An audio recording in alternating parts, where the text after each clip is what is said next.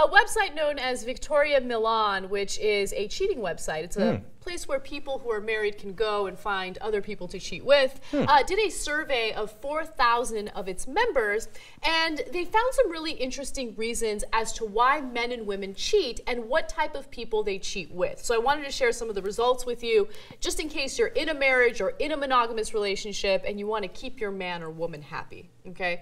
So 30% of the men who cheated with women that were actually younger than their current partners. And that's actually kind of surprising because no, it's not. It's not surprising. No, it's shocking. Okay, thank you. Okay, yeah. Only 30% cheated with women who were younger? That makes me really happy, actually. Okay, all right, well, I mean, they're cheating on you either way, so I'm not sure that there's something to be happy about. There's that extra sting if it's someone younger than you. Yeah. So it turns out that they don't really care about the looks. So, and that's surprising to a lot of people. Most of the time, the person they think is actually worse looking than their spouse, whether it's a guy or a girl, right? Yeah. So why do they do it, Anna? They do it because they're looking for the validation. They're looking for support. They're looking for passion and love. In fact, 25% of the men found their mistresses more interesting or more in shape than their partners. That's only a quarter, right? Right. However, the men admitted that they found their mistresses to be more passionate, better listeners, and more caring than their significant others. All right, let me decipher that. First of all, yeah, you marry your wife because you get along, and so you have sex with your mistress not because she's interesting, but because she exists. Okay, and she's interested, and stuff. And it's not like, oh, she's hotter. It's that it is like when you're in a marriage, very normal that people have to compromise all the time. That's the nature of a relationship. Compromise, and then it gets boring. Right. Yeah. So one, it's like, oh, they're passionate. It's not that they're more passionate than your wife is or than your husband is.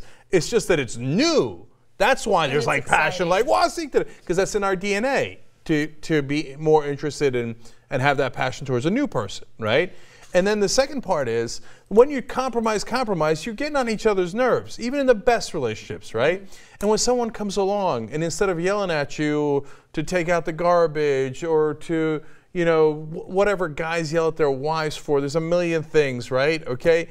And then somebody comes by and says, oh, you know what? You're really good. You know, you're really smart, or you're really pretty, or whatever it is. All of a sudden, the wife or the husband's like, oh, am I? Yeah. You know? Yeah, and it's impossible not to get interested in them. But you got to get beyond that. Come on, that's shallow. You're just looking for attention. It's the buzz of something new, and you get to a point in your life where you are willing to let go of that buzz, of never feeling butterflies in your stomach again, and just settling down with one person and never feeling that excitement. Yeah. That's a scary, scary feeling. Well, you emphasize that because you're single and you keep thinking about that, but there's also great, great benefits to marriage. Yeah. Nothing like the feeling of having kids and sharing that with your wife, etc. So there's huge upsides. But that's why, I mean, the graphic that we're running here says attention whores, which is a little harsh, right? But I get mad at people who cheat, like long-term, have the mistresses, whether they're guys or they're girls, because if you were married to that mistress, you'd have the same exact problem, right? And eventually, by the way, when guys or women have someone that's a long-term partner who's a mistress who's not in the relationship, they eventually get to fighting with them. Then you're married to two people.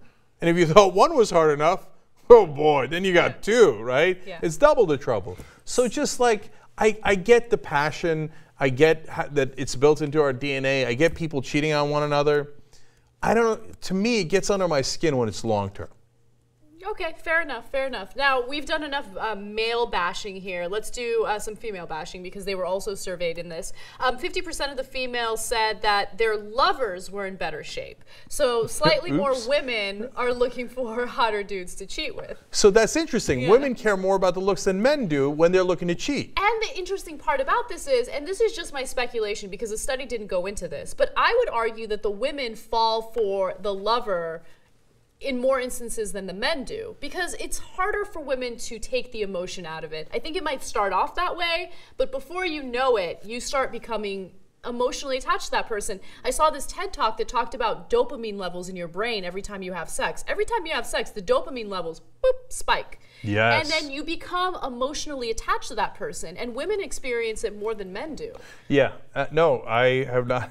There's been a decent number of relationships in my life where I did not feel attached at all. I had lots of dopamine going on, and that was a lot of fun, but I let it go. So that's a phenomenon. But the last number is the one I found most fascinating. All right, 89.6% of women say that the man they're cheating with makes them feel more appreciated than their significant other. So men, that's the key. And it's true for, the vice versa as well, but not quite as pronounced as with women. Look, if you want your wife not to cheat on you, show her attention.